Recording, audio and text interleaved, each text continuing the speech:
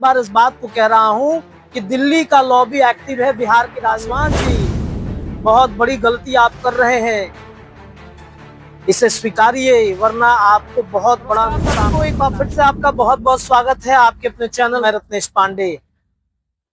चिराग पासवान और नीतीश कुमार को किसने लास्ट वार्निंग दे दिया है? किसने ये कह दिया है ये गलती मत कीजिए, बहुत बड़ी भूल हो जाएगी आपकी।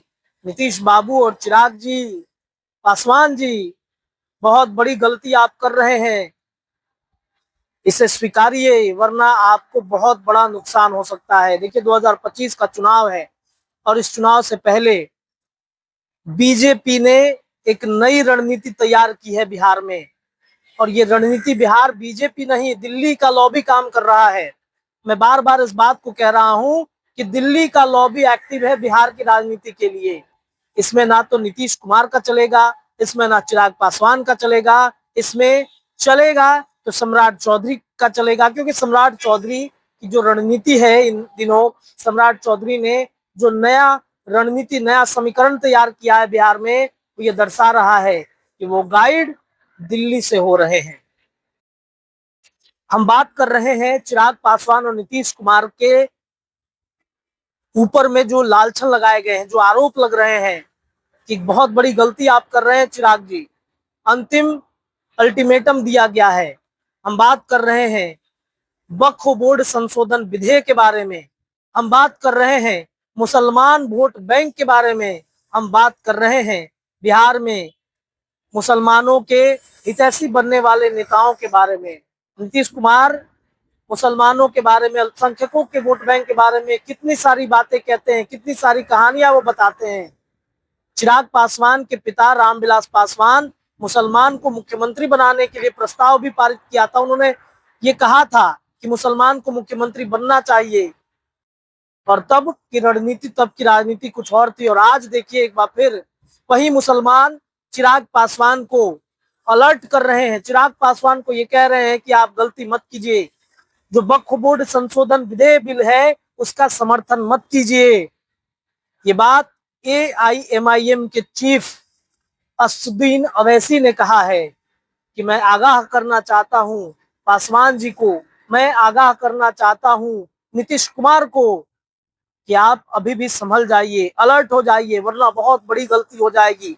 2025 के विधानसभा चुनाव में आपको करारी शिकस्त मिलेगी, आप हार जाएंगे। पहले हम आपको पढ़ाते हैं, पूरा बयान बताते हैं कि असदुद्दीन अवैसी ने क्या कहा है। बिस्मिल्लाहिर्रहमानिर्रहीम। अस्सलाम वालेकुम वरहमतुल्लाहि वबरकातुहू। सदर मोहतरम ऑल इंडिया मुस्लिम पर्सनल हज़रत मौलाना खालिद सैफुल्लाह रहमानी साहब शहनशीन व तशरीफ़ फरमा, कौम और मिल्लत के तंजीमों के ज़िम्मेदारान, मेरे साथी अरकान पार्लिमान, दीगर सियासी पार्टी के ज़िम्मेदार, मौजूद हाज़रीन इकराम, बुज़ुर्गान कौम और मिल्लत, मैं सिर्फ आपके सामने ये अर्ज़ करना चाह रहा हूँ कि नरेंद्र मोदी की हुकूमत वक्फ बिल को लाकर कानून बनाने की जो कोशिशें कर रही है, उनका मकसद एक ही है कि इस मुल्क में अमन को खराब किया जाए। वजीर आजम का मकसद एक ही है कि मस्जिद और मंदिर के नाम पर आवाम हमेशा लड़ते रहे, और उस बिल का मकसद ये नहीं है कि वक्फ की जायदादों को मजबूत किया जाए या उनकी हिफाजत की जाए। आप खुद अंदाजा लगाइए कि हिंदू धर्म के एक बहुत बड़े ज्यूरिस्ट हैं BK मुखर्जी की किताब में लिखा गया कि हिंदू धर्म में बाय कस्टम बाय यूसेज वो मंदिर की जायदाद बन सकती है। तो नरेंद्र मोदी वक्फ बाय यूजर को इस तरह से खत्म कर रहे हैं कि अगर कोई डिस्प्यूट होगा या गवर्नमेंट प्रॉपर्टी होगी तो वक्फ बाय यूजर नहीं रहेगा।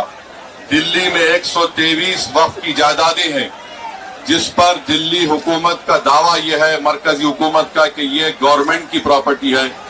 कलेक्टर को इख्तियार देने का मतलब यही है कि कलेक्टर हुकूमत के हक में फैसला देगा। जिस मस्जिद के इमाम हमारे भाई मौलाना मुहिबुल्लाह नदवी साहब हैं, वहां पर मरकजी हुकूमत कहती है कि वो गवर्नमेंट की प्रॉपर्टी है। अगर कल खुदा ना खास्ता ये कानून बनेगा तो कोई भी जाकर मरकजी हुकूमत की तरफ से, दिल्ली सरकार की तरफ से वहां पर एक नोटिस लगा देगा कि ये वक्फ की प्रॉपर्टी नहीं है। हिबा को निकाल रहे हैं, ट्रांसफर ऑफ प्रॉपर्टी में हिबा है, मगर कोई गिफ्ट नहीं कर सकता वक्फ की जायदाद को। नरेंद्र मोदी आजकल भारत के हमारे फजीलतुल शेख बने हुए हैं और ये बता रहे हैं कि अगर कोई मुसलमान होता है तो उसको 5 साल तक वो वक्फ को नहीं दे सकता है। ये कहां से इनको मालूम हुआ? कौन से फिक्र ये की किताब में लिखा गया? तो इनका मकसद एक ही है कि भारत के मुसलमानों से उनकी सियासी और मजहबी शनाख्त को छीन लिया जाए। मैं आपको बता रहा हूं कि इस बिल का मकसद मुसलमानों से मस्जिदों को छीनना, दरगाहों को छीनना, कब्रस्तानों को छीनना, इवैक्यू प्रॉपर्टीज को छीन लेना, ये मकसद नरेंद्र मोदी की हुकूमत का है। और हम कॉशन कर रहे हैं चंद्रबाबू नायडू को, हमारे पासवान साहब को और नीतीश कुमार को, याद रखिए दुनिया जब तक कायम रहेगी, अगर आप इस वक्त नाजुक वक्त में इस बिल की तायीद करेंगे तो आपको मुसलमान कभी नहीं माफ करेगा, क्योंकि आपकी तायीद की वजह से ये बिल कानून बनेगा। इसलिए हम उनसे भी कह रहे हैं कि आप इस गैर अनकॉन्स्टिट्यूशनल बिल की तायीद मत करिए। हमारा मुतालबा सिर्फ यही है, अगर हिंदू धर्म की प्रॉपर्टीज में, मंदिरों में, सिखों के गुरुद्वारा में कोई गैर सिख या गैर हिंदू मेंबर नहीं बन सकता तो मुसलमान के इस वक्त में क्यों बन सकता है? तो ये तमाम चीजें हैं। हम उम्मीद करते हैं कि हुकूमत इसका नोटिस लेगी। अगर नरेंद्र मोदी इस मुल्क के अमन को खराब करना चाहते हैं, वो मस्जिदों और मंदिरों के झगड़ों में इजाफा करना चाहते हैं, तो ये उनकी हुकूमत की जिम्मेदारी होगी। मैं यहाँ पर शुक्रिया अदा करना चाहूंगा हमारे ज्वाइंट वर्किंग कमेटी पार्लियामेंट के तमाम अराकीन का, और खास तौर से कल्याण बनर्जी साहब का, टीएमसी के राजा साहब का, डीएमके का, हमारे नासिर भाई का और मुहिबुल्लाह नदवी साहब का। हमने तमाम बड़ी कोशिशें की, हमने अपनी अपनी डिसेंट रिपोर्ट को दिया, और ये अनकॉन्स्टिट्यूशनल है, इसका कोई भी फायदा वक्फ को नहीं होगा।